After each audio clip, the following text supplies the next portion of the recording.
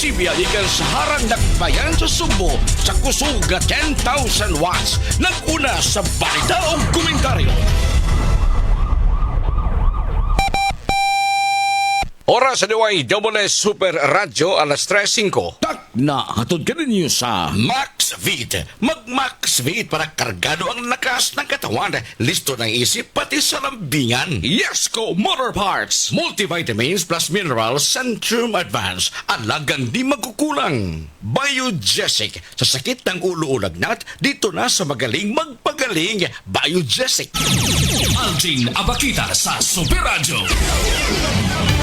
Ang regional nga bukatan sa Department of Labor and Employment sa tunga-tungang Kabisayan nagtuman sa mandato sa Batakang Balaod sa tuyo nga bukas kanunay ang kay-kayunan sa pagpanarbaho. Duli at your service sa Double S. Gisiguro sa mga nagtumala sa Duli Region 7 nga matagamtam ang kayuhan ug kaangayan sa mga mamumuo sa trabahoan. Uban sa pagpakikilayon sa estasyon DYWS Super Radio, gidapit na mo kamo sa pagpaminaw nining tinuyong produksyon. Duli at your service sa Double S. Paniya ang mga tagdumala nining tulumanon.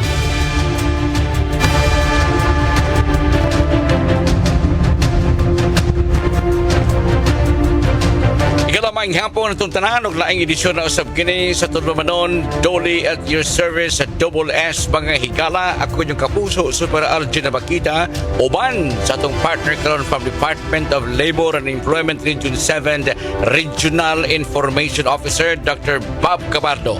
Doc, may hapon kanimo, kumusta ka? Maayong hapon, Sir Alvin, sa atong mga suging tipaminaw din sa Super Radio Cebu, DYSS, o gingon man sa ato ang angkor dugay gyud ka na mong na miss din sa programa. So malipayon ming mo welcome og balik nimo. Salamat kayo Doc Bob, salamat kayo sa imong presensya usab karon dinhi natong tulumanon live diri sa DYWS Super Radio Studio.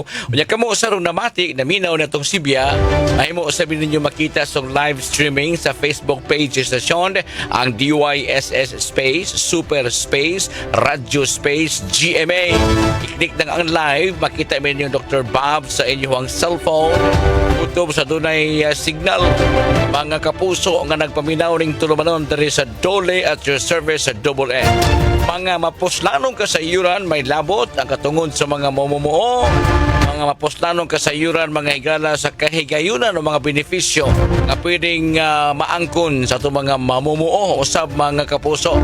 Musta mong tanan diha nga naminaw ning tulumanon diri sa DYWS Super Radio mga higal. Magnangay ato na hisgutan ang mga topic o isyu nga atong pagatukion karon soding tulumanon dinhi sa Dole at your service sa DYWS.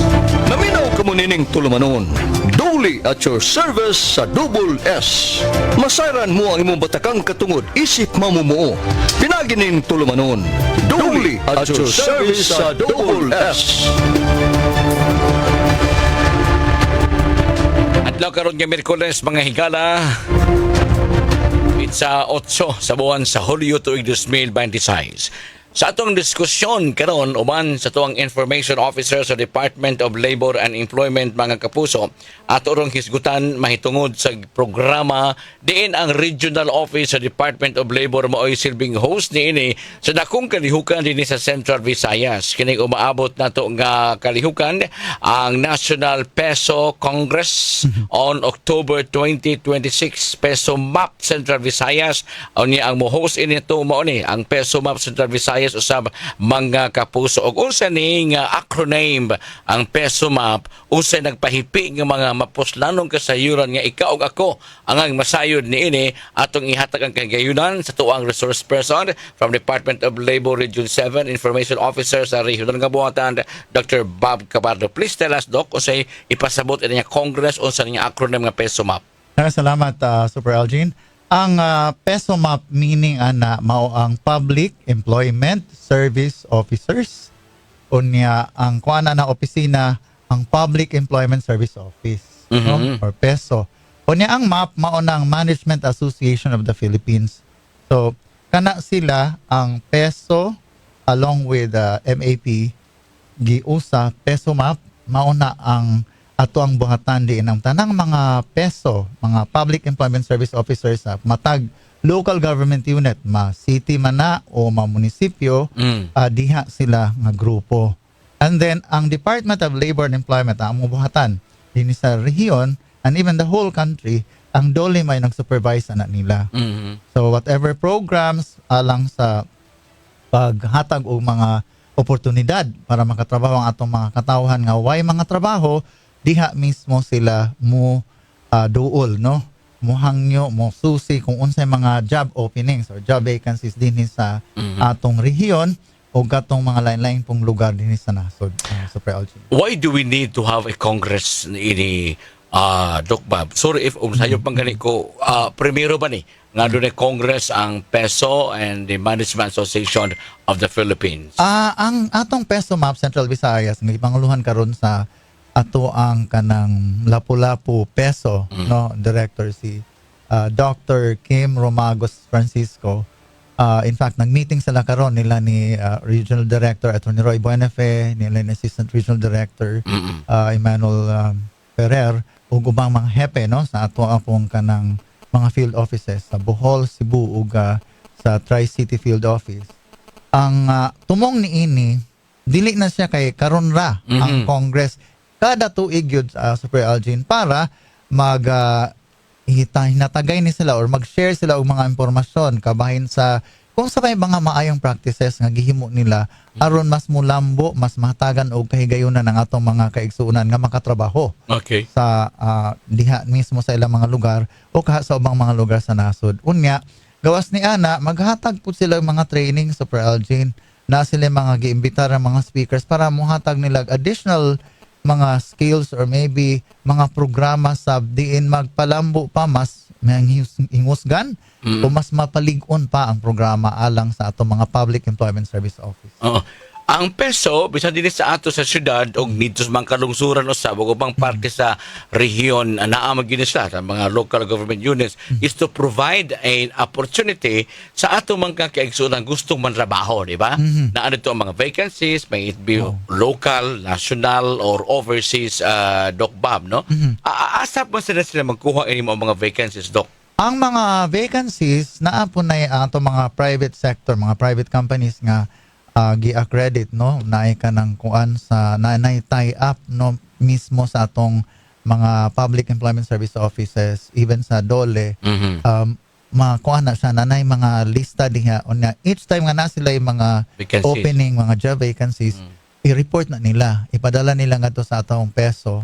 Unya ang PESO mandated to update or post it diha sa mga strategic locations sa ilang lugar para ang atong mga trabahante nga naundang sa trabaho or maybe katong mga walay trabaho mahatagan og kahigayunan para mga apply og makabato na pud og trabaho. Sila ba ni ang mag-una?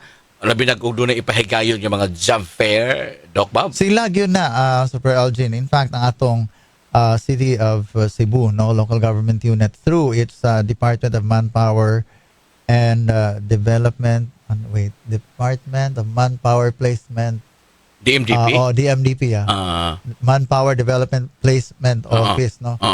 Sila maoy kanang dugay-dugay na pud gyud nga partner sa DOLE matag job fair along with ato pong mga lain-laing mga PESO officers diha sa lain-laing syudad o kalungsuran. In fact, sa ato ang mga Tri-City, no, like ang Lapu-Lapu ug Mandaue na po na kagulingon po mga job fairs nga himuon within the year.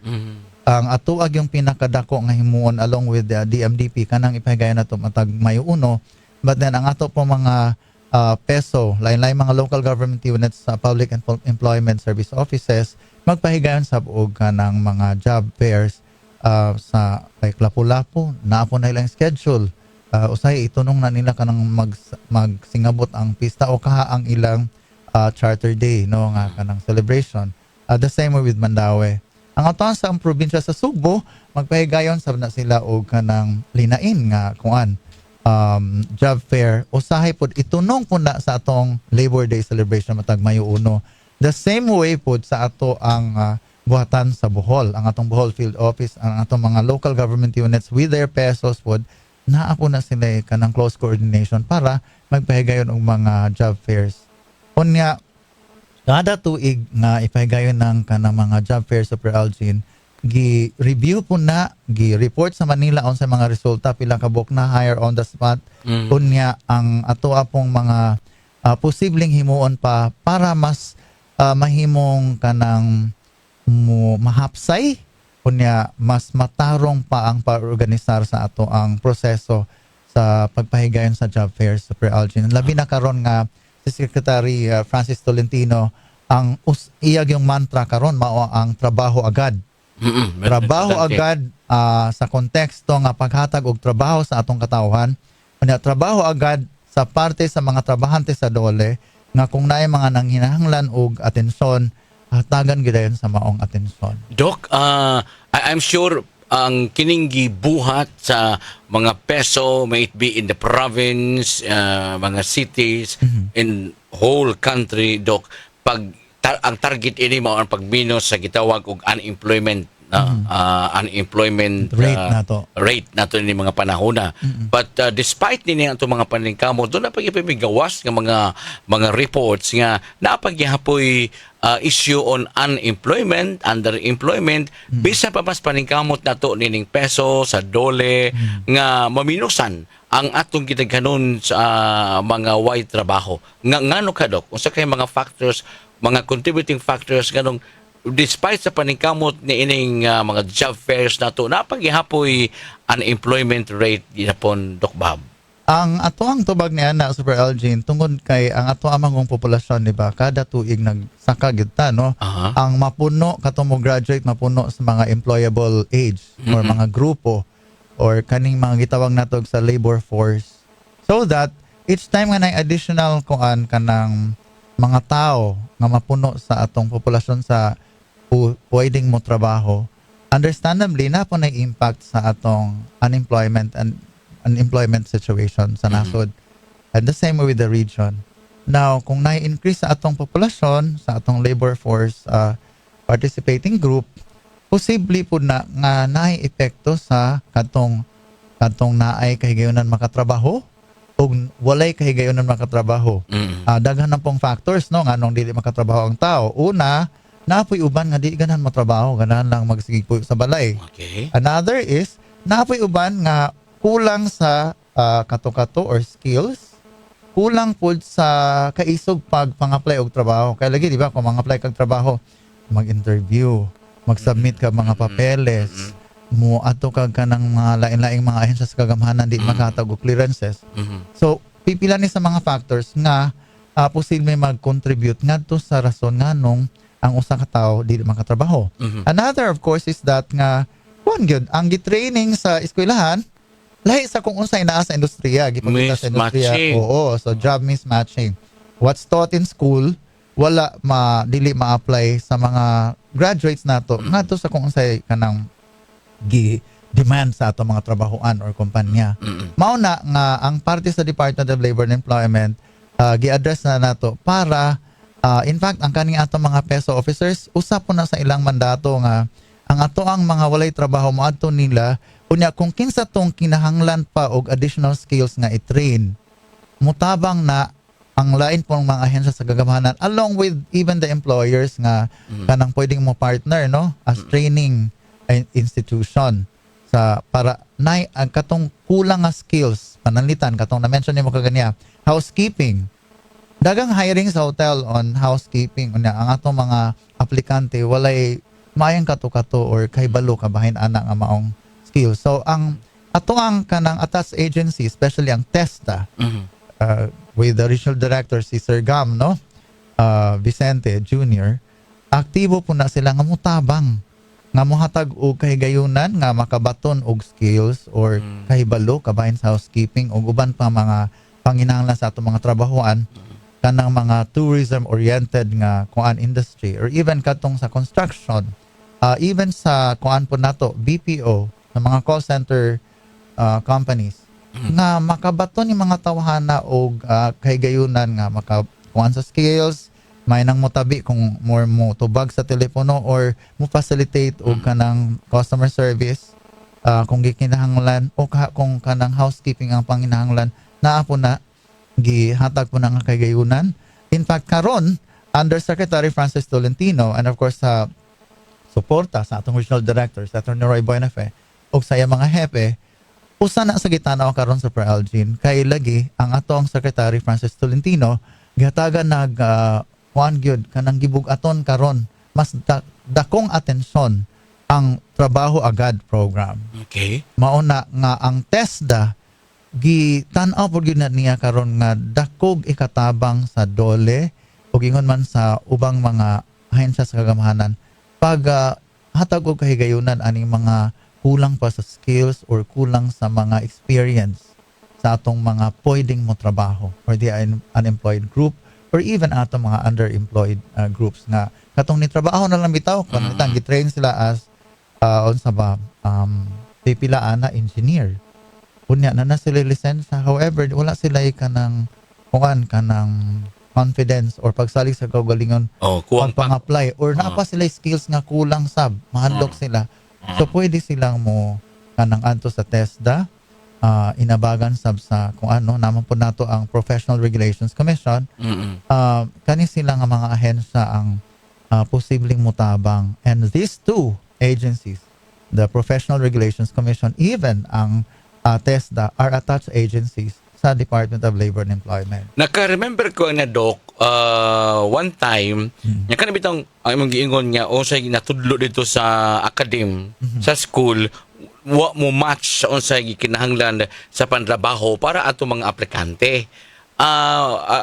Masayop kog sa dili, pero it was TESDA nga ningon sila nga sila mo check sa missing link, no, nga ug unsay wa nimo makamahuoy dito nya maoy gikinahanglan dinhi sila mo hatag og skills, sila mo hatag og training panalitan. Ang ato rong bag-ong curriculum di ba na may grade 12 o unya before kuto man ta sa grade 6 dayon high school abot mo sa 4th year wala na mo first year college na ka kato ng curriculum. Pero ingabot mo sa application pangitaan sa grade 12 graduate ka ba ay dili, so dili siya kasud. Kay because ang iyahang gikinahanglan mao nga grade 12 graduate unya siya ra wa man siya atong curriculum ang grade 12 kay dugay na mga panahon nang apply lang siya adto.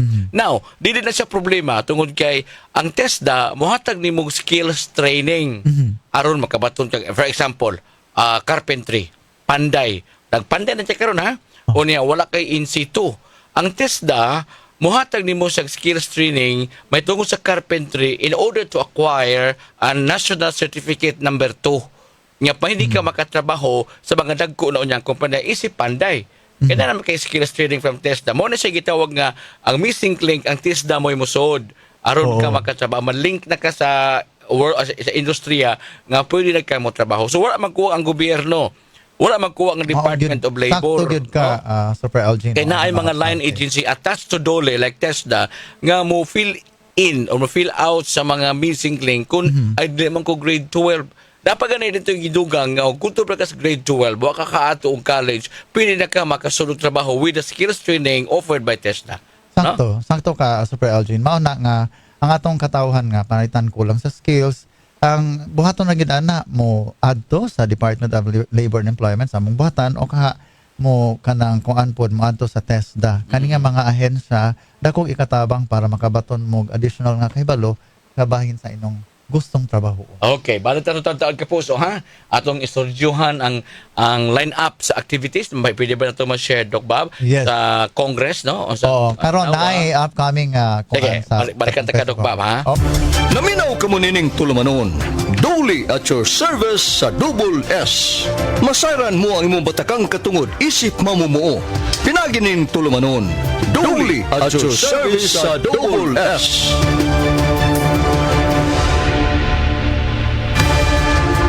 Thank you so much, Kapuso. Live gihapon din is DYWR Super Radio kining broadcast na to.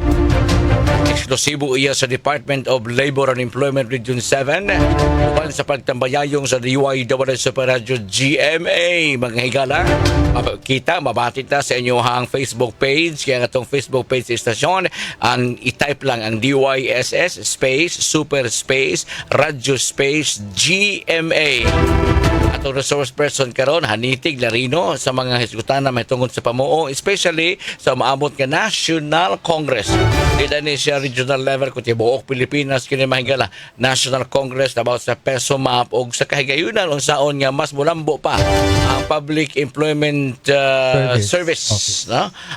Office pinaagi ini maong kalihukan. Dok Bob Cabardo may ato ang guest karon, Dr. Bob Cabardo. Dok, kasi mga line-up activities sa umaabot nga Oktubre of this year nga National Congress. Okay, gipaabot sa Algin nga na ay panagtagbo sa tanang mga Public Employment Service Officers dinhi sa nasod niya dinhi mismo ipahigayon somewhere in Lapu-Lapu, no? Natay pipila ka mga locations na gitan-aw nga posible nilang adto ipahigayon ang ato ang Congress. In fact, right now nagmeeting ang ato ang Regional Director sa Atty. Roy Buenafe kauban ng mga hepe ug yun man atong Assistant Regional Director kauban sab ang atong presidente sa Peso Map Central Visayas, si Sir Kim Francisco, para lang hapsay pag-andam kung unsa pa bay mga kalihukan nga dapat natong himuon sa maong aktibidad, no? Ang usa sa atong gilantaw ni ana mao ang paghatag og mga impormasyon, mga additional trainings, mga inputs alang sa ato ang mga peso officials para mas haniti pa sila sa ilang trabaho. Unya gawas ni ana among themselves na po na kanang mga pa-contest, no? Na sila yung mga ilang mga best practices nga himuon. Pa-contest like what? Oo, like ang ilang mga unsay mga maayong gihimo sa ilang mga rehiyon. Ilan ang i-showcase dito. Unya kanang naapoy o mga forum na mga speakers unya mangutana sila unsaon pa pag deliver sa ilang mga tahas is mga Public Employment Service Officers. Unya ang uban ini magamit sab nila ngadto sa ato ang mga walay trabaho. Okay. Ug kato mga batan-on kay ato pong kanang mga job fairs baya karon kay nakatutok na pud sa ato mga senior high school graduates. Yes. Kay lagi hatagan nato og realisasyon or pagtuman sa kung unsay tumong bagyod nga natay senior high school. Di ba usa sa tumong ni ana nga ato mga graduates sa high school pa lang makatrabaho na para di na pud kaibugat sa mga ginikanan pag ato nila sa college. Kaya lagi, na naman sila option nga manarbaho unya while gatrabaho pwedeng mo eskwela.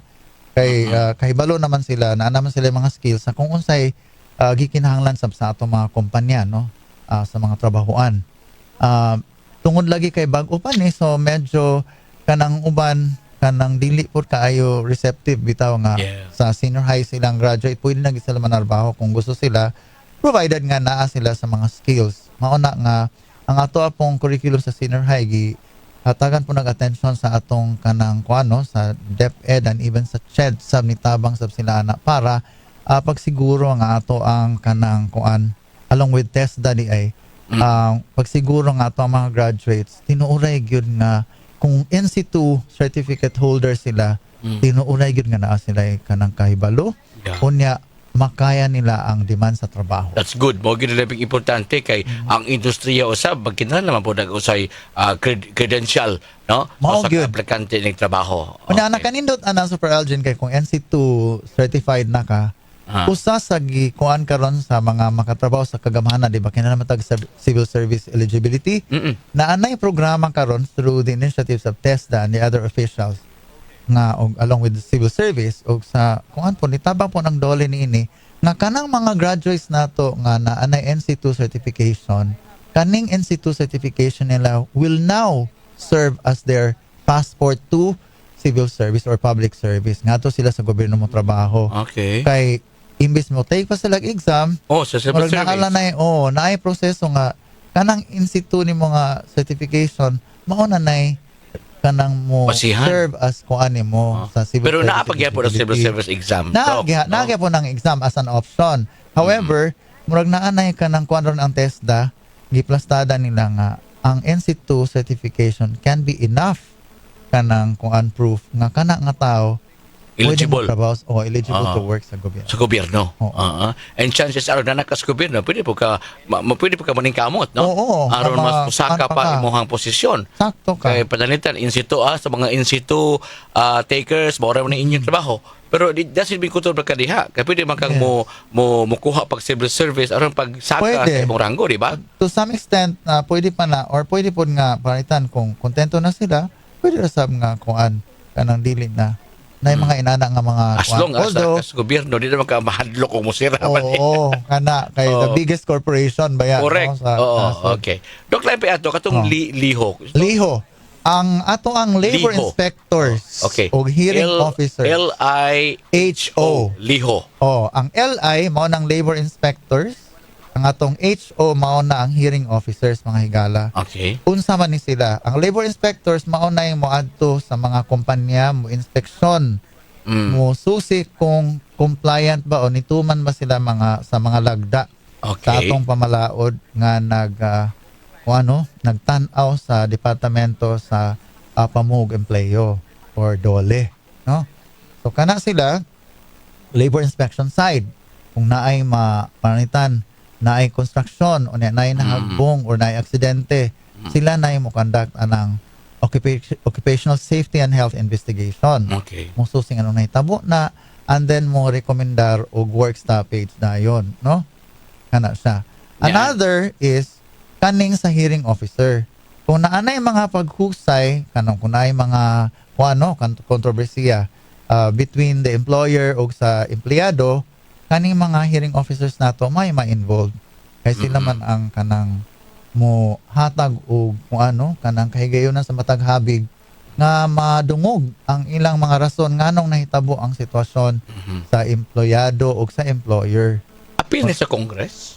Dili na appeal sa Congress, Sir Algin. However, separate ni siyang mahitabo. In fact, magsugod ni siya umapuhon. Okay. Usa ko sa mo participar ni ani Okay. maong kanang this is both a training and a performance assessment or media performance assessment sa atong liho o even ang shadow katong mo conduct pug kanang sa Sena bitaw, no? Oo. Single entry approach. Simple entry approach, correct. Kana no sila onya mga sheriff nato mao po na kanang mo appeal ni ini Mura na siya maong kanang training. dugang kahibaw, kaalam Oo. para nila. Regular nga updating unya sharing of information na katong posibleng mahimo madugang sa grupo sa mga labor inspectors o hearing officers, even shadow o sheriff, mao na diha ang kanang higayon nga pahibaon po ni sila hatagan sa mga basic information unya mga gipang buhat ani ato mga existing labor inspectors, hearing officers o shadow. Na ipahigayon ni siya ugma unya mahuman ang maong training sa Pizza Gis karong Biyernes, Super Algin. So medyo bay-ubay ni mga kung ano to Ang mga participants ani coming from the whole region. Yes, the whole region sa Bohol unya sa atong kuan kanang lainay kanang buhatan pod mga division sa atong kanang dinhi sa Cebu nga office.